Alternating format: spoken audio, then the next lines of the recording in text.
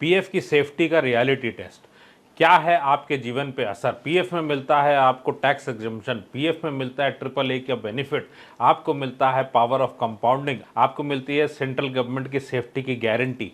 फिर आपके जीवन में इस सेफ्टी का क्या मतलब है और आपके जीवन पे इसका असर क्या है, डिटेल में डिस्कस करूंगा इस वीडियो में। बहुत सारे कन्फ्यूजन है लोगों को, सो वीडियो में अंत तक बने रहिएगा और वीडियो को लाइक एंड चैनल को सब्सक्राइब जरूर कर दें और इस वीडियो को ज़्यादा से ज़्यादा लोगों के साथ शेयर करें। नमस्कार, मैं हूं Viplav Majumdar. I am founder of Plan Your World Training Academy Private Limited. मैंने 17 सालों के फाइनेंशियल प्लानिंग के एक्सपीरियंस के साथ इस प्लेटफॉर्म को स्टार्ट किया ताकि आप बन सके आपके सही एडवाइज़र, फाइनेंशियल एडवाइज़र।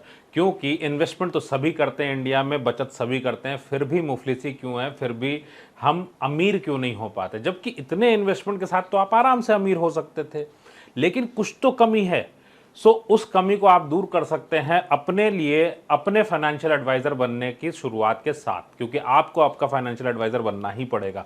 इसकी शुरुआत आप कर सकते हैं आप वेबसाइट planyourworld.com से, या फिर डिस्क्रिप्शन में लिंक है। 3 दिन की क्लासेस के साथ आप अपनी बेसिक नॉलेज को कवर कर सकते हैं एंड यू विल फाइंड कि ये नॉलेज तो आपको करियर की शुरुआत में ही चाहिए थी, क्योंकि 10-15 साल तो गंवा चुके हैं मैक्सिमम लोग। सो पीएफ की अगर बात करता हूं तो most of the people feel कि पीएफ जो है उनके जीवन का सबसे अच्छा इन्वेस्टमेंट है। पीएफ के तौर पे हम लोग प्रोविडेंट फंड में सबसे ज़्यादा भरोसा करते हैं। भाई यार भी क्यों नहीं, सेंट्रल गवर्नमेंट का इसके अंदर में सेफ्टी मिलती है हमको। सेंट्रल गवर्नमेंट आपको अश्योर करती है कि इसके ऊपर आप 8.25% का रिटर्न मिलेगा और आपकी सैलरी का एक पार्ट है। आपको एम्प्लॉयर कंट्रीब्यूशन मिल गया, आपको बेनिफिट के तौर पर क्या क्या मिला, आपको एग्जम्प्ट का आपको बेनिफिट मिला। लोग कहते हैं पावर ऑफ कंपाउंडिंग में मिला, तो नुकसान कैसे हो सकता है। और हम लोग कई बार ये बात कहते हैं कि हमें म्यूचुअल फंड में बहुत नुकसान हो सकता है, प्रॉपर्टी में नुकसान हो सकता है, आप अलग अलग इन्वेस्टमेंट्स में जाए नुकसान हो सकता है। अगर मैं आपसे कहूं कि हो सकता है आपके जीवन में सबसे बड़ा नुकसान पीएफ से हो, आपको लगेगा बिल्कुल गलत बात है। लेकिन ये वीडियो इतनी सी बात सुन के जाइएगा नहीं, क्योंकि आपको इसको डिटेल में जानना है। आखिरकार आपके लाइफ पे इसका इम्पैक्ट क्या है। भाई हमने क्या क्या चीज़ें जोड़ी, इंटरेस्ट रेट 8.25% का इंटरेस्ट रेट भाई कहीं नहीं मिलेगा। 8.25% का मतलब हो जाता है 11% के आसपास का रिटर्न। क्योंकि लोग मुझे कमेंट करके बोलते हैं यस, आप अगर देखें कि एफडी पे आपको 7.1% मिलता है, इस पर टैक्स लगता है, तो प्री टैक्स अगर रिटर्न जोड़ लें तो वाकई ज़्यादा रिटर्न दिखता है। बट क्या इन्वेस्टमेंट का रिटर्न ही एकमात्र क्राइटेरिया है? क्या हमारा जीवन और पीएफ अलग अलग चलता है? क्या पीएफ का पैसा निकाल के मुझे अपना घर चलाना है या मुझे रिटर्न खेलना है? मैं आपसे बोलूं कि मुझे कोई भी रिटर्न मिल जाए कोई फर्क नहीं पड़ता, तो आप कहेंगे ज़रूर आप रजवाड़े खानदान से होंगे जहां से आपको पैसे की कोई कमी नहीं पड़ती, तो आप कोई भी रिटर्न पाएं। सो अगर आपको जीवन में पैसे की ज़रूरत है, जब आप इन्वेस्ट कर रहे हैं और उस पैसे से आप निकाल के कोई खर्चा करेंगे, रिटायरमेंट करेंगे, बच्चे की एजुकेशन के लिए रखेंगे, तो इसका मतलब आपके पास गिनती के पैसे हैं। क्या प्लान है हमारा, क्या आइडिया है हमारी लाइफ में? आपने करियर स्टार्ट किया 24 पे, 60 तक आप जॉब करते हैं, आपने अपने कॉन्ट्रीब्यूशंस किए। सो पीएफ में आपका सबसे ज़्यादा पैसा होता है। किसी भी दूसरे इन्वेस्टमेंट के मुकाबले सबसे ज़्यादा पैसा आपका पीएफ के अंदर होता है। आपने इन्वेस्ट किया, आपके एम्प्लॉयर ने इन्वेस्ट किया, टोटल मिला के वहाँ पे एक ठीक ठाक अमाउंट हो गया। और आप सुनते ही होंगे कि लोग रिटायर हुए 1 करोड़ के साथ, तो रिटायर हुए पीएफ का। सो एक अमाउंट दिखता है। यूज़ क्या है उस पैसे का? उस पैसे का यूज़ है हमारे जीवन में कि हम इस पैसे से काम करेंगे, इस पैसे से रिटायरमेंट होगा हमारा। हम लोग इस बात को मान के चलते हैं। तो आपने पूरी जिंदगी सेविंग की, फोर्स सेविंग की, सारे फीचर्स को ले लिया, फिर कहीं पे कुछ गैप है क्या? सो उस गैप को पहले समझते हैं कि हम वेल्दी होना किसको बोलते हैं। हम नुकसान की जब बात करें तो नुकसान है क्या? देखिए नुकसान क्या है। एक व्यक्ति दिल में चाहत रखता है कि मुझे अमीर होना है, दिल में चाहत मेरे यह है कि मुझे अमीर होना और मैं सेफ्टी के साथ में अमीर हो जाऊं। असंभव। कैसे? मुद्दा बहुत सिंपल सा है। मैं एक एग्जांपल लेता हूं आपके सामने कि हमारे पास में 1 किलो दाल है जो कि 100 रुपए की है। अब आप कहोगे हर वीडियो में दाल क्यों?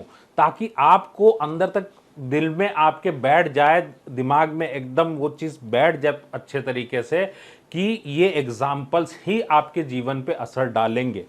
मुद्दा बहुत सिंपल है। 100 रुपए की आज दाल है, 1 साल बाद 107 की होगी कम से कम।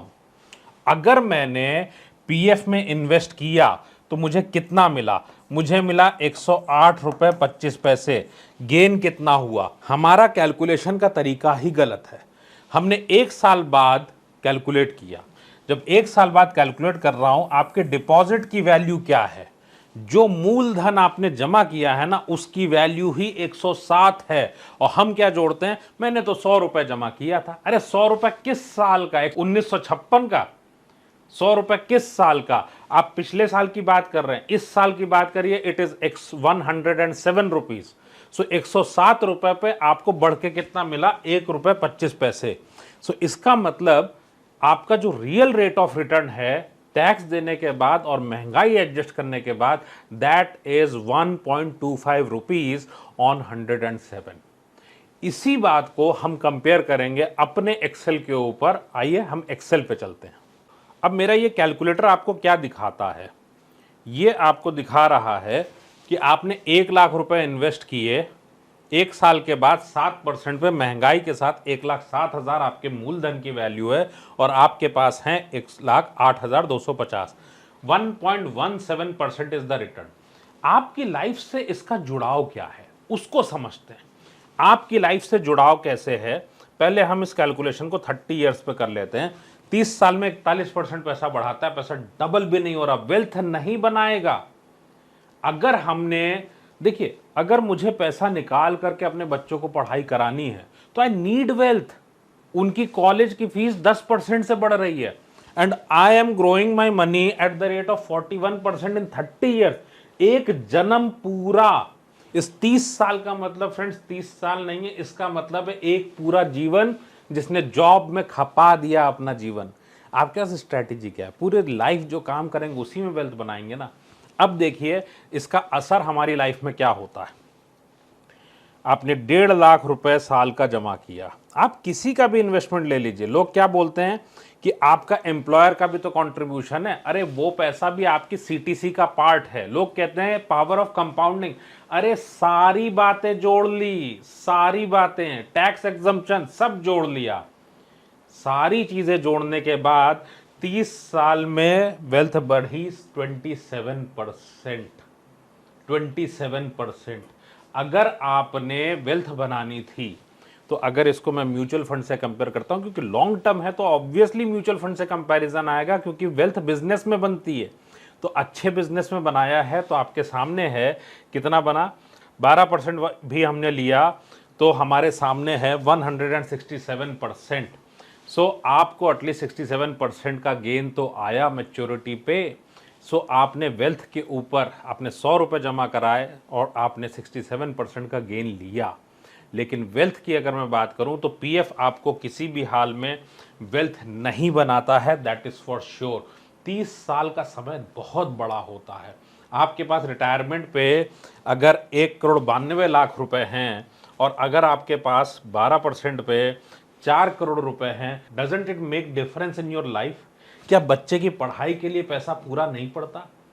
ये असर आपके जीवन में है। इसका मतलब ये नहीं है कि आप तुरंत जाएं और पीएफ के पैसा निकाल पाएं, जितना निकाल सके निकालने। नहीं, आपको प्रॉपर गोल वाइज देखना है कि कौन सा इन्वेस्टमेंट मेरे लिए सूटेबल है। मेरे पास जितना समय बचा है, मुझे बच्चे की एजुकेशन करानी है तो मेरे पास कुछ टाइम बचा हुआ है। मान लेते हैं 10 साल बचा है, मान लीजिए 5 साल बचा है, 3 साल बचा है, 3 साल बचा है, म्यूचुअल फंड सूटेबल नहीं होगा।